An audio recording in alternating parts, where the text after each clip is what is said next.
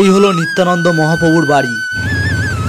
এই হলো সেই পবিত্র কুণ্ডপুকুর। এখানেও রয়েছে জগন্নাথ দেবের মন্দির, তারাপীঠের ইস্কন মন্দির। একটু রেস্ট নেওয়ার পরে এবার বেরিয়ে পড়ছি সাইট সিনের জন্য। গাড়ি দাঁড়িয়ে রয়েছে, তো চলুন ওখানে যাই, গিয়ে দেখা হচ্ছে। এই সামনে রয়েছে অটোর মতো ম্যাজিক গাড়ি, এটা করেই যাব। আর এর ভাড়া নিয়েছে 700 টাকা আমাদেরকে সাইট সিন করানোর জন্য।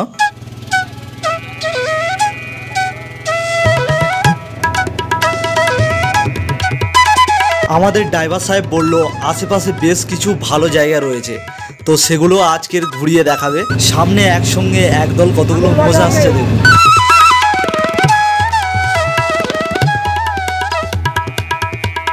তো আমরা আমাদের প্রথম গন্তব্যস্থলে পৌঁছে গিয়েছি। তো এই হলো সামনে মেন গেট, ওপরে লেখা রয়েছে প্রভু বাঁকারায়ের শ্রী মন্দির সিংহদুয়ার। এখানটায় রয়েছে দুটো মন্দির, একটি হলো বাঁকারায়ের মন্দির, আরেকটি রয়েছে জগন্নাথ মন্দির। তো আমরা প্রথমে যাব জগন্নাথ মন্দিরে।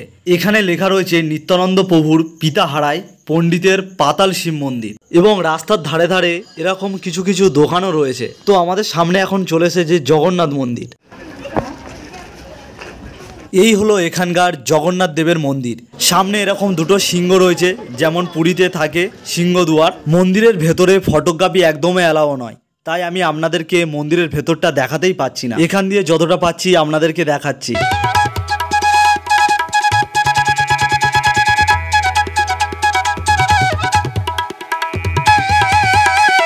সত্যি মন্দিরের ভেতরটা অসাধারণ সুন্দর ছিল। এবারে হাঁটতে হাঁটতে যাচ্ছি বাঁকারায়ের মন্দিরে। সামনে রয়েছে মন্দির, সামনে দেখা যাচ্ছে মন্দিরের চূড়া। মন্দিরের চূড়াটা অসাধারণ লাগছে। আর এই হলো মন্দির।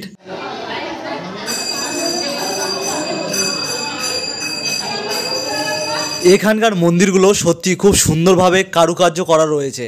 সামনে রয়েছে মাটির দোতলা বাড়ি। মাটির দোতলা বাড়ি সত্যি দেখে ভালো লাগলো, আর প্রথমবার আমি দেখলাম এই মাটির দোতলা বাড়ি। এদিকটাইও রয়েছে মাটির আবারও দোতলা বাড়ি, ওপরে খড় দেওয়া, এদিকে টিনের চাল দেওয়া, এবং তার পাশে রয়েছে একটি এরকম সুন্দর দেখতে মন্দির। এরপরে আমরা বেরিয়ে পড়েছি বীরভূমের ইস্কন মন্দিরটি দেখার জন্য।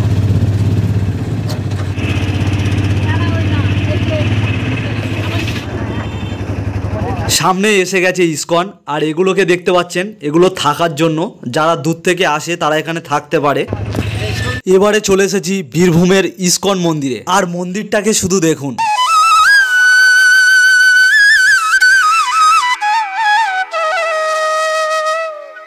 কত সুন্দর সাজানো গোছানো চারদিকটা।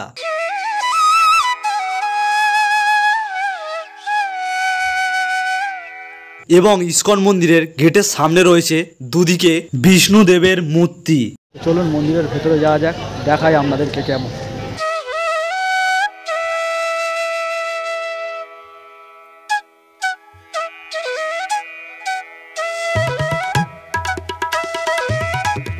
অসাধারণ লাগছে এই ইস্কন মন্দিরের ভেতরটা, আর ওপরটাকে দেখুন কত সুন্দর।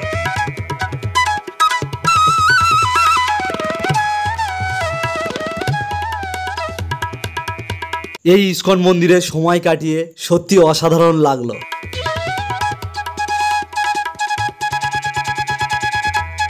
এবং এখানে একটি গ্রন্থাগারও রয়েছে, তার সঙ্গে রাধা কৃষ্ণের কিছু ফটোও পাওয়া যাচ্ছে। এই ইস্কনটি দেখা হয়ে গেছে, আবার যাব অন্য একটি জায়গায়, তো চলুন যাই। ওইদিকে দুটো ছোট মন্দির আছে, ওটা দেখতে পাবেন।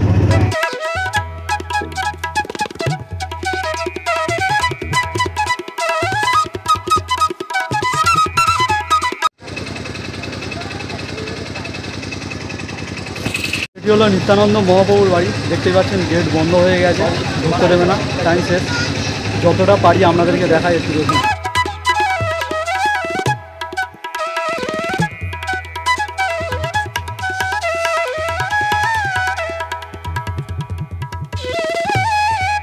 এটি দেখা হলো না, চলুন আর একটা জায়গায় যাওয়া যাক।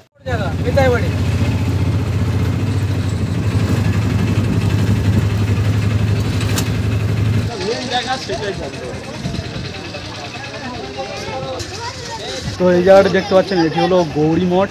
তো জায়গাটা দেখুন কত বড় এরিয়া নিয়ে জায়গাটি তৈরি।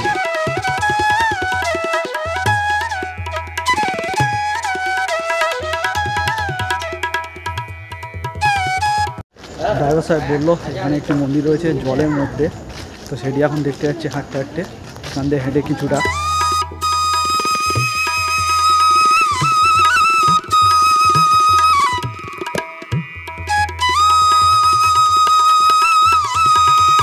এই হলো সেই পবিত্র কুণ্ড পুকুর। এই পুকুরটাকে নিয়ে একটি ছোট্ট গল্পও রয়েছে।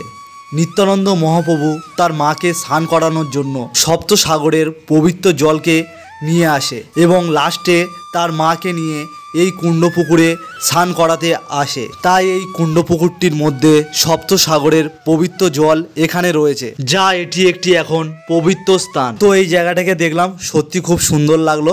আজ আবারও বাড়ি ফিরতে হবে, তাই তাড়াতাড়ি করছি।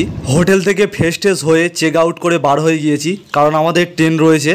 তো কিছু একটা খেয়ে নেবো তাড়াতাড়ি করে। এখানে বিনা পানি বলে একটি হোটেল রয়েছে, এখানে চলে এসেছি খেতে। তো এই হলো আমাদের 90 টাকার থালি। পটল ভাজা রয়েছে, সঙ্গে বেগুনি রয়েছে, ডাল, পটল আলুর তরকারি, আলু পোস্ত আর লেবুও রয়েছে।